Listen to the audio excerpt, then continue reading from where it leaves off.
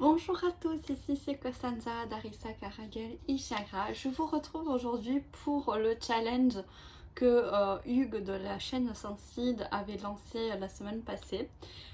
Du coup je le rejoins un peu plus tard. C'est un jeu pour un jour pour une semaine.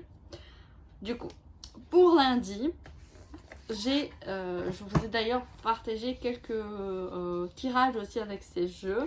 J'aime bien utiliser celui-ci. Donc ça c'est le tarot 37 du Sawyer Spice Tarot. Attendez que je je vais vous les enlever de leur pochon. Donc j'ai mis celui-ci ici.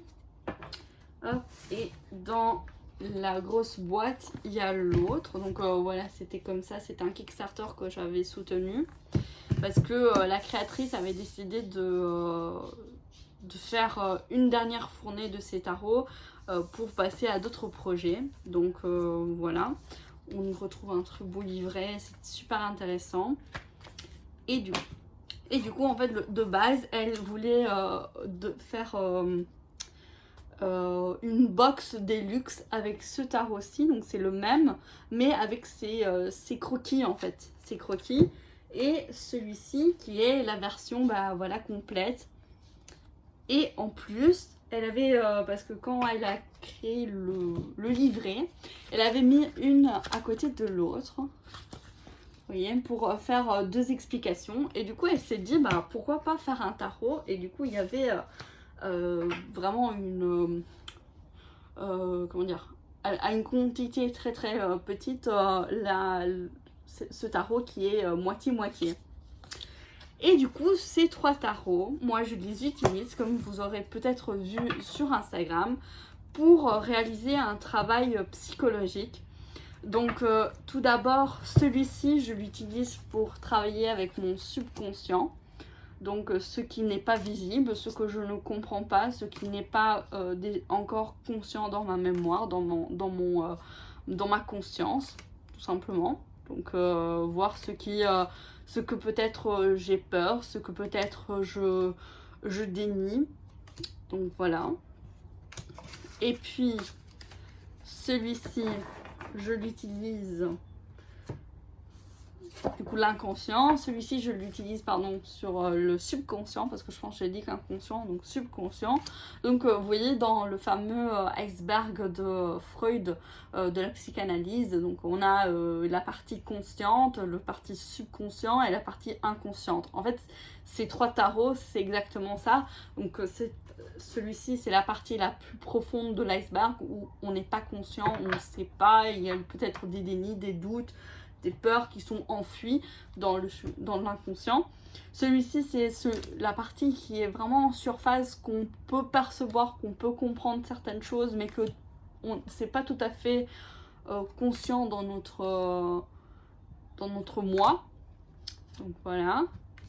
Et le dernier, qui est complètement coloré, ça va être, vous le doutez bien, la partie consciente, donc qu'on est vraiment conscient, qu'on sait, qu'on peut travailler dessus de manière plus facilement. Parce que si on connaît nos peurs, on peut plus facilement les contrer et travailler dessus que si on ne connaît pas nos doutes, etc. Nos parts d'ombre. Donc voilà pour le lundi. Après, pour le mardi, j'avais fait... en soi, personnellement, j'utilise des jeux selon le moment, et cette semaine, c'était comme ça. Donc le mardi, j'ai bien voulu utiliser le Inner Guidance pour travailler mon féminin sacré, mais pas que, aussi qu'est-ce qu'il faut que je reçois, comprends, et ce que je devrais agir, qu'est-ce que je dois mettre en pratique. Donc celui-ci, qui est très très beau.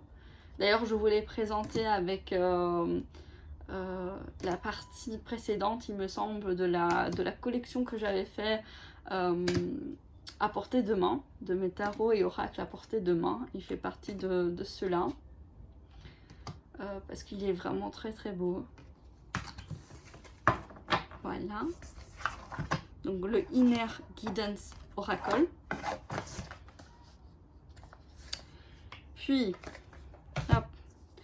Le mercredi, en fait, j'avais établi avec mes divinités que je suis dévote, que le mercredi, je le dédie à la Morrigan, le jeudi à la Hécate et le vendredi à Lilith.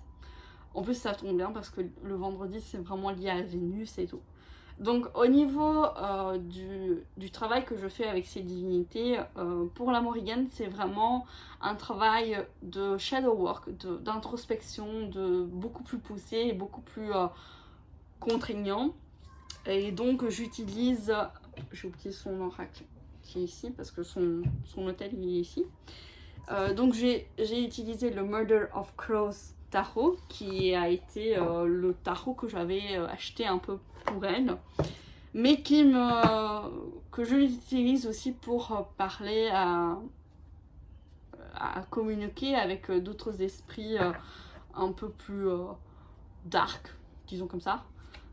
Dark, ça veut pas dire méchant, hein. Attention, voilà. Souvent les gens confondent, on dit ah c'est dark et du coup c'est méchant. Non, pas du tout. Mais des égrégores ou des énergies un peu plus fortes en énergie. Parce que ce tarot, il est quand même très de guidance. Il guide vraiment beaucoup. C'est un tarot de guide, disons comme ça. Voilà, je sais pas trop comment l'expliquer. Donc j'avais fait ces tranches noires. D'ailleurs, c'est avec lui que j'ai fait plusieurs de mes contacts avec certains esprits. Je ressens que je ne dois pas vous en parler, donc voilà. Des fois, j'ai envie de vous en parler, et puis c'est comme s'il y a une barrière en mode non, tu parles pas. Je sais pas si vous aussi, vous avez ça, les personnes qui éventuellement me suivent et qui sont médiums ou clairvoyantes et tout. Est-ce que vous avez aussi ce genre de blocage en mode non, il faut pas dire ça? Voilà. Donc je pense que vous le connaissez aussi. Ah, c'est magnifique. Ce set de coupe, il est juste magnifique. Et ça donne aussi une explication totalement différente du Rider-Waite. Et ça, j'adore. Parce qu'on peut vraiment se plonger sur d'autres explications. Et donc, j'avais utilisé pour le mercredi, donc jour dédié à la Morrigan, pour moi, bien sûr, son oracle, bien sûr, que j'avais pris sur Make Playing Card, sur Divan Trods Card, un truc comme ça. Faites attention, maintenant il y aura sûrement la douane. Donc c'est un tarot qui a été fait par la personne. Attendez, je vais essayer de voir si j'arrive à le prendre. Voilà, ce livre dédié à la Morrigan. Donc c'est le Morpheus Ravenna, c'est la créatrice qui a fait vraiment ce grand bouquin que j'ai pas encore eu vraiment l'occasion de me plonger. Et donc elle avait fait aussi un oracle de dévotion, donc que voici. Donc voilà. Et j'ai dédié bien sûr cet oracle uniquement à la Morrigan. C'est-à-dire que quand j'utilise cet oracle, c'est pour parler avec la Morrigan, pour avoir son énergie, pour vraiment avoir un message, une guidance, un coup de claque sur le visage, un coup de pied sur les fesses, voilà. C'est ce genre d'oracle. D'ailleurs, j'avais fait un tirage, donc je vous invite éventuellement d'aller voir sur mon compte Instagram. Et puis, voilà. Alors malheureusement, pour le jeudi et le vendredi, j'avais pas fait du tirage parce que... tout simplement, voilà. Ah oui, pour moi, une semaine, c'est pas directement jusqu'à samedi-dimanche parce que... en étant étudiante, voilà, du coup, je vais faire du lundi au vendredi. Et pour le jeudi, du coup, qui est dédié à Ekat, j'ai son oracle. Ça c'est un magnifique pochon que j'avais acheté de Elisa Bocelli, donc aka Skyweb, qui a fait l'Ariadne Thread Tarot, qui bientôt va être ressorti en mini, et aussi le Orphic Tarot. Et du coup dedans c'était dédié à Ekat, donc son signe astrologique. Et ici on a la roue d'Ekat, donc ça c'est un oracle créé par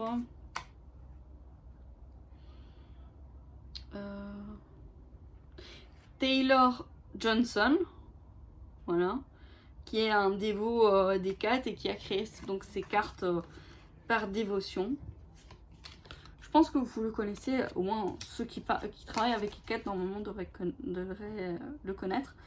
Et il y a également d'autres tarots, un tarot qui récemment va être qui est sur Kickstarter. Mais bon, après une certaine conversation avec Ekat,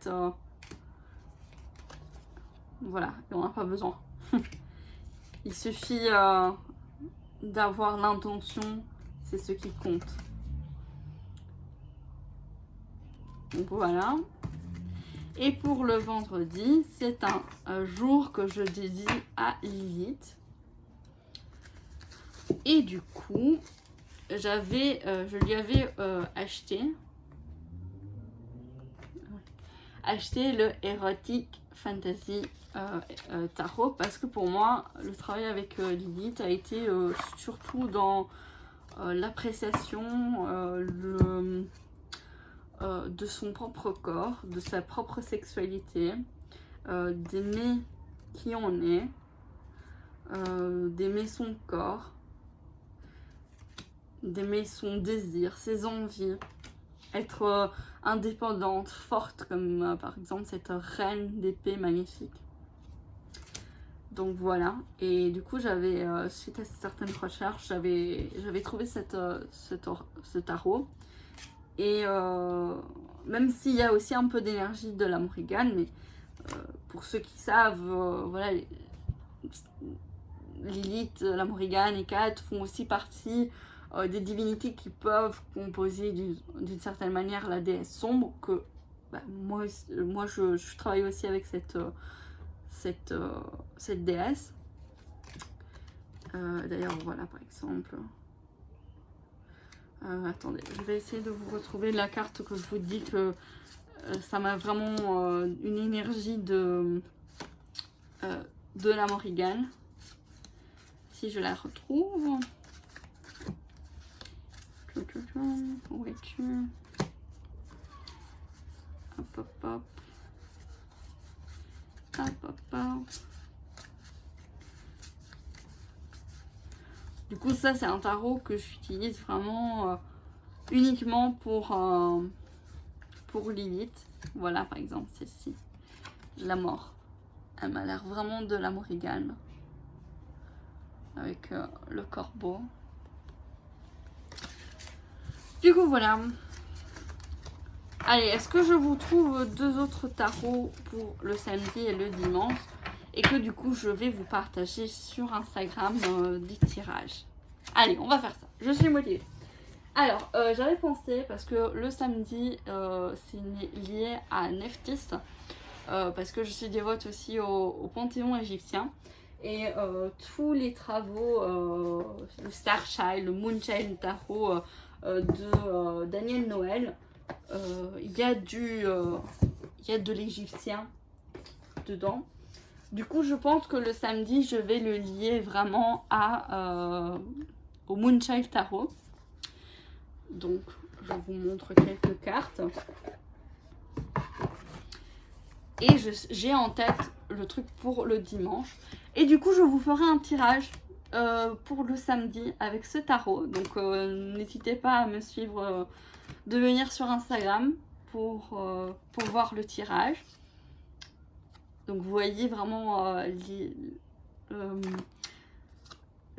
comment l'Égypte est très présente dans ce tarot. Par exemple, ici, on a Sekhmet.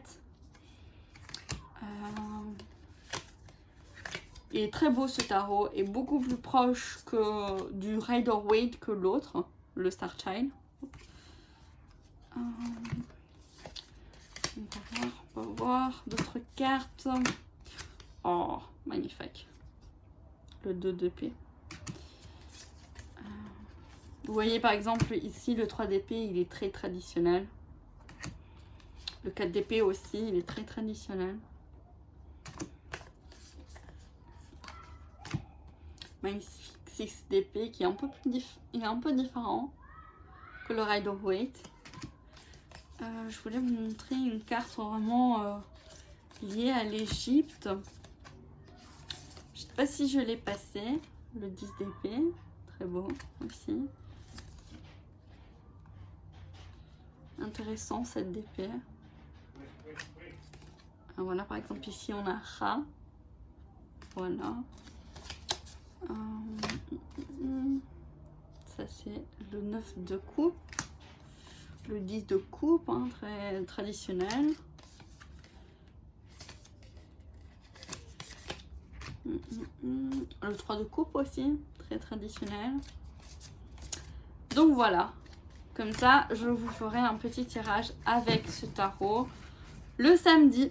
Donc n'hésitez pas à venir voir le tirage, qui est un message pour tout le monde. Ceux qui seront là à lire le message. Voilà. Et pour le dimanche, je fais un travail, même si pour l'instant c'est un peu compliqué, mais je l'ai dédié à Hel, la déesse nordique qui est liée à la mort, mais aussi à Mélinoé, pardon, que c'est une divinité grecque qui peut être associée à Hécate, et du coup elles sont pour moi liées en fait en tous les deux, parce que quand elles sont apparues à moi, c'était un peu confus, je savais pas trop qui était qui, c'était qui, mais voilà. Et donc je vais sûrement utiliser, si je retrouve rapidement, voilà, le Arcana Mortis, parce que le travail que je fais avec eux, c'est vraiment la renaissance. L'idée de, vous voyez, ce sont des divinités de la mort, et Mélinoé m'a beaucoup confrontée à la peur, et à la peur, aux esprits aussi. Et elle, c'est une divinité aussi liée à la mort, mais aussi à la renaissance. Et donc quand j'ai pensé à ça, je me suis dit, bah voilà, pour le dimanche, ça va être de Arcana Mortis Tarot, que j'ai soutenu sur Kickstarter, de MVN Deep. Donc voilà. Il est très très particulier ce tarot. Je l'ai aussi utilisé pour travailler un peu avec Hadès. Du coup, en fait, vraiment pour le travail avec la mort. Pas la mort physique, hein, bien sûr. La mort spirituelle, si on veut dire comme ça. La mort et la renaissance. Regardez-moi ce magnifique 4 d'épée. Et donc voilà. Je vous montre encore quelques cartes. Et je vous ferai aussi un tirage avec lui. Voilà. Hop. Donc voici pour mes 7 tarot, oracle, deck, disons comme ça, jeu que j'ai dédié à cette semaine. Du coup, du lundi au dimanche. Donc je vais poster la vidéo tout de suite. Donc maintenant c'est on est le vendredi, et donc je vous laisse découvrir les deux tirages du samedi et dimanche, avec le Arcana Mortis Tarot pour le dimanche, pour vraiment avec les énergies de Hel, de Nephthys, oui Nephthys elle est aussi, mais voilà, moi je l'utilise, non je l'utilise pas, mais je veux dire, ce tarot je l'utilise beaucoup plus pour la renaissance et la transformation, alors que celui-ci, je l'utilise plus pour trouver la lumière, et c'est ça que moi je vois dans Nephthys, mais peut-être maintenant elle m'a dit eh oh, je vais être plus là. D'accord. Oh oui, désolée. Moment de communication bizarre avec moi-même. Donc on se retrouve pour le samedi pour le tirage dédié à Nephthys, vers la mort, vers la transformation, et le dimanche la transformation même avec de Arcana Mortis. Voilà. Bisous.